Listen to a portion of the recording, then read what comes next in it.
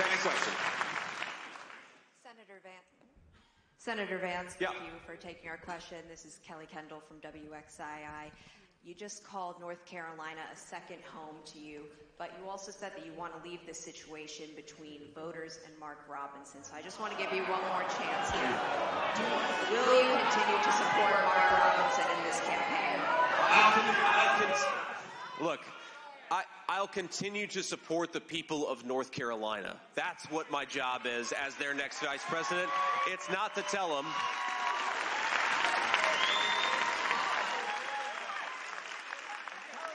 Look, I have spent so much time in this state, and I love this state. It is beautiful. You guys have one of the rare, thank you, we have one of the rare combinations of beautiful mountains and beautiful beaches right here in the state of North Carolina. You ought to be proud of it.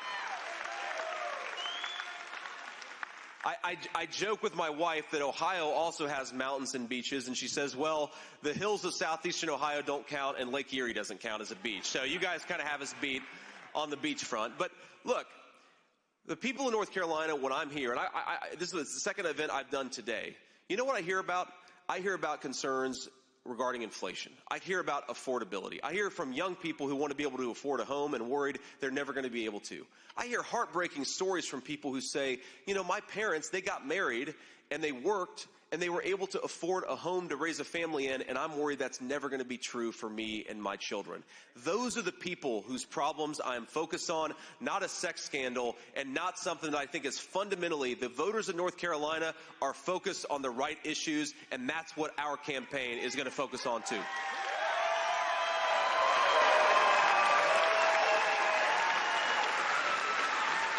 All right. And let's do one more question before we hit the road. Hi, Senator Kit Maher.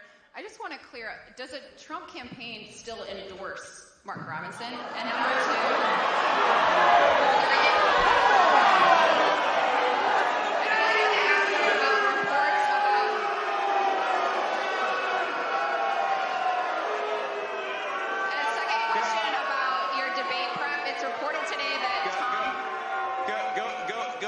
Go ahead. Yeah. Second question is about your debate prep. It's reported that you are enlisting the help of Tom Emmer to sit in for Tim Walz. Could you talk about that choice and how you're preparing for the debate? Yeah, well, look, Tom Emmer is a great representative from the state of Minnesota. He has not helped us out yet, but I think that we are going to try to call on him in the next couple of weeks as we really start to, think about how to make our best case during this debate. But look, on the Mark Robinson question, Kit, you've heard me answer it now 2 times. I've been asked, I think, 5 questions. Now, three of those questions have been about what Mark Robinson did or did not say 20 years ago on a message board. As I've said, that is Mark Robinson's case to make to the people of North Carolina. I'm not going to make it for him. And the people of North Carolina, they get to be the judges of whether they believe him or not. It's really that simple. Now,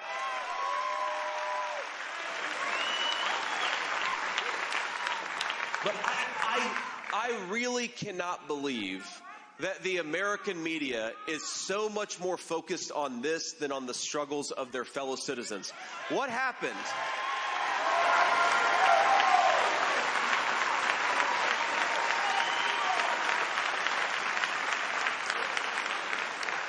What happened to speaking truth to power? What happened to investigating the truth? If the American media wants to focus on a sex scandal, there are plenty of supermarket tabloids that are welcome, that would love to have you. Let's focus on the real issues that affect North Carolina. And final point I'll make on this. Look, people have found, somebody just behind me said Bill Clinton. That's a good point. Bill Clinton spoke at the Democratic National Convention. How many questions have been asked about his very interesting history? But what I'm focused on is not Bill Clinton or Mark Robinson's history. It's how to make the lives of the people of this state better.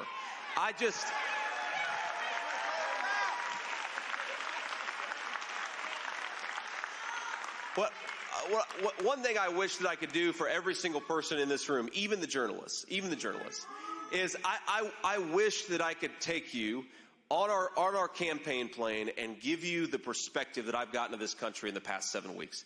This is the coolest, other than being a wife to this beautiful lady here and a father to our 3 kids, the greatest honor of my life has been running for this office of Vice President of the United States. And I'll tell